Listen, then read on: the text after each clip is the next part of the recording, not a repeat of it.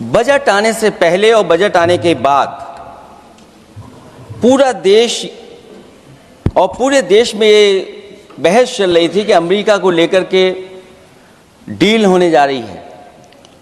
सभापति महोदय मुझसे पहले अभी जो भारतीय जनता पार्टी की माननीय सदस्य बोल रही थी, और भारतीय जनता पार्टी का ये पक्ष है कि हम लोगों ने दुनिया में बहुत सारे देशों से फ्री ट्रेड एग्रीमेंट कर लिया है। सभापति महोदय, मैं भारतीय जनता पार्टी की सरकार से जानना चाहूँगा, अभी कितने देश और बचे हैं जिससे आप फ्री ट्रेड एग्रीमेंट नहीं कर पाए हैं? कुछ ऐसे भी देश बचे होंगे शायद जिनसे आपकी इच्छा होगी कि हम फ्री ट्रेड एग्रीमेंट कर लें, और सभापति महोदय का फ्री ट्रेड एग्रीमेंट हो भी जाते हैं। जो लोग कभी रुपए के बारे में बहुत चिंता करते थे, कभी कभी उम्र से, कभी कभी दूसरे लोगों के उससे जोड़ देते थे, इतने सब फ्री ट्रेड एग्रीमेंट होने के बाद और अमेरिका से डील नहीं ढील हुई है, उसके बाद हमारा रुपया कहां पहुंचेगा?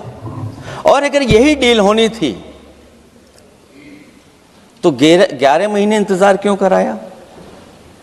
अगर यही डील होनी थी सभापति महोदय, तो 11 महीने किस बात का इंतजार था? हमारे कारोबारियों को या हमारे जितने भी उद्योग से जुड़े लोग हैं उनके साथ ये परेशानी क्यों?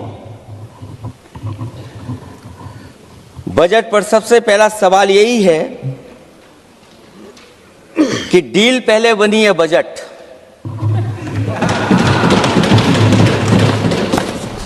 और बजट का हलवा यहां ज्यादा बटा के वहां। सभापति महोदय, स्वदेशी, आत्मनिर्भर, ये शब्द तो बहुत अच्छे लगते हैं, लेकिन जब डील हो गई है तो क्या इस बजट को लाने से पहले आत्मनिर्भरता और स्वदेशी को अपने अपने शब्दकोश से हटा दिया है, या इसको उल्टे अर्थ में विलोम शब्दकोश में डाल दिया है? और ये डील नहीं है जो हम आप सब समझ पा रहे हैं, शायद सत्ता पक्ष के लोग ये नहीं समझ पा रहे होंगे, लेकिन पूरा देश समझ रहा है कि हमने अपना बाजार एक बार और खोल दिया है। $500 बिलियन का व्यापार एक तरफा, हमारे आत्मनिर्भरता कहां जाएगी? स्वदेशी नारा हमारा कहां जाएगा? हमारे देश की जनता भाजपा से कह रही है कि जहां तक हमें मालूम है डील एक तरफा नहीं होती है। क्या ये बनी वहां पहुंची यहां जहां जैसे कोई एक पक्षी मान रहा हो? जनता भाजपा से यह भी जानना चाहती है कि 0 बड़ा के 18।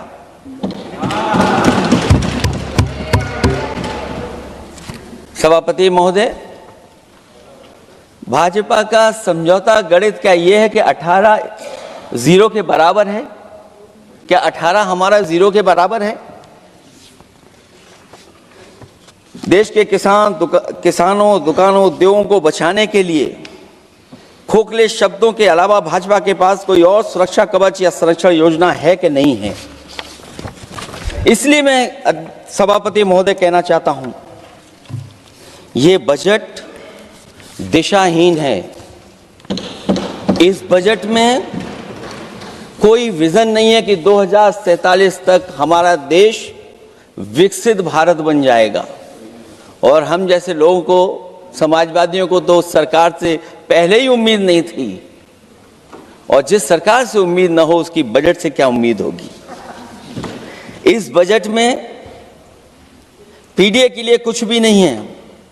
कोई योजना दलित, पिछड़ा, महिला, गरीब, अल्पसंख्यक या नवयुवक के विकास के लिए नहीं लाई गई है।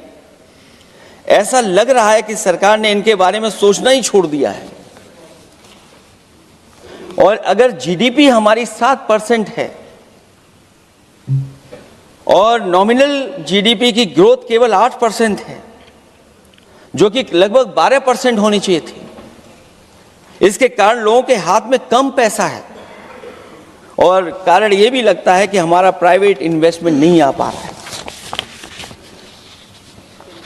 जो लोग ये कहते हैं कि हम प्रति व्यक्ति आय बढ़ा रहे हैं, जो आंकड़े हमारे पास हैं, जो जानकारी हमारे पास है, वो आंकड़ा यही कहता है कि $3000 के लगभग प्रति व्यक्ति आय हमारी है। और अगर हम दुनिया से जब इतना ही जुड़ गए हैं तो 2025 की जो रैंकिंग है, हमारा स्थान 144वां है, 144th है।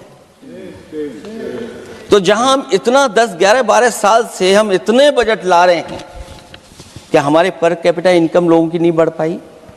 और सदन में, इसी सदन में कई बार ये पूछा गया कि जो लोग राशन प्राप्त कर रहे हैं, गरीबी रेखा से नीचे हैं, कम से कम उनकी पर कैपिटा इनकम क्या, ये तो बताना ही चाहिए सरकार को। और पिछड़ेपन को दूर करने के लिए कोई विजन नहीं दिखता इस बजट में।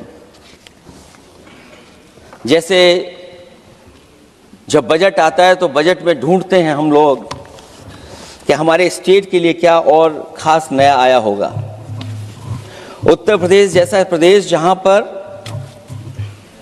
डबल इंजन की सरकार को बहुत कुछ कहा जाता है कि डबल इंजन की सरकार है, हम विकास भी डबल करेंगे, लेकिन मैं देखता हूं उत्तर प्रदेश के लिए कोई खास योजना ऐसी नहीं आई है जिससे उत्तर प्रदेश के 25 करोड़ लोगों को कुछ मुख्य धारा से जोड़ा जाए।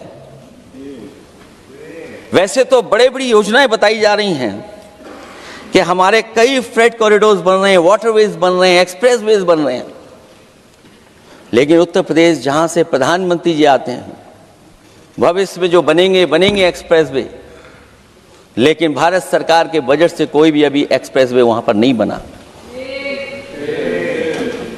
अगर कोई बना हो, नया बन रहा हो, बड़ा बन रहा हो तो बताएं। और जो बने भी हैं वो उस मानक, उस क्वालिटी के नहीं हैं जिस क्वालिटी के आज विकसित भारत के एक्सप्रेसवे होने चाहिए। जो लोग भ्रष्टाचार पे बड़े बड़े सवाल उठाते हैं, वो कम से कम अपनी सड़कों को देखें, अपने एक्सप्रेसवेज को देखें कि उन्होंने क्या बना करके खड़ा इतने हजारों करोड़ रुपए खर्च करने के बाद। इनके सबसे पहले प्रधानमंत्री अटल बिहारी वाजपेयी जी, उनके नाम से कोई एक्सप्रेसवे बन रहा था। सभापति महोदय, हम लोगों ने अखबारों में पढ़ा, कई लोग स्टेटमेंट भी देते हैं कि हम एक्सप्रेसवे बना रहे हैं। उनके नाम से बनने के साथ साथ उनका नाम भी बदल दिया। पहले वो चंबल एक्सप्रेसवे बन रहा था, फिर अटल जी के नाम से एक्सप्रेसवे बन रहा था। लगता है वो जमीन पर नहीं उतरा है, वो केवल कागजों पे बन रहा था।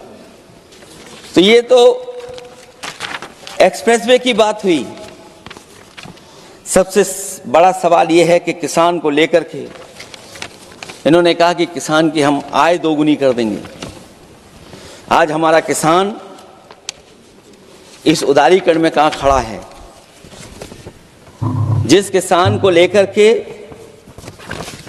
पूरे देश के सभी राजनीतिक दल चिंतित रहते हैं, इस डील के बाद हमारे किसानों का हाल क्या होगा? और जब सब कुछ विदेश से ही आएगा तो हमारा किसान भारत में क्या उगाएगा, जमीन पर क्या होगा और क्या बेच पाएगा? सभापति महोदय, सरकार ने बड़ा बड़ा बजट पेश किया, कहा कि हम एग्रीकल्चर इंफ्रास्ट्रक्चर तैयार करेंगे, एग्रीकल्चर इंफ्रास्ट्रक्चर से हम मंडियां तैयार करेंगे, बाजार तैयार करेंगे, एमएसपी लागू करेंगे।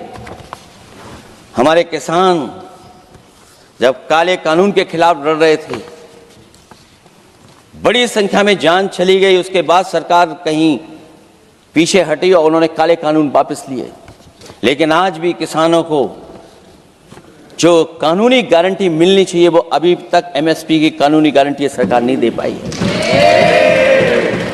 और जो 23 क्रॉप और हॉर्टिकल्चर क्रॉप और दूध को लेकर के सरकार दावा करती कि हम सब्जियां इतना, हॉर्टिकल्चर क्रॉप्स हमारी इतनी ग्रो कर गई हैं, हम दुनिया में इतना पैदा कर रहे हैं। दूध के जब आंकड़े बताते हैं कि दुनिया में हम दूध का उत्पादन इतना कर रहे हैं, और अगर आपका बजट ही विकसित भारत का बजट है तो हमारे हॉर्टिकल्चर क्रॉप्स और जो हमारा किसान दूध का उत्पादन कर रहा है, दूध का उत्पादन हो रहा है, उसके लिए एमएसपी की गारंटी कब देंगे आप लोग?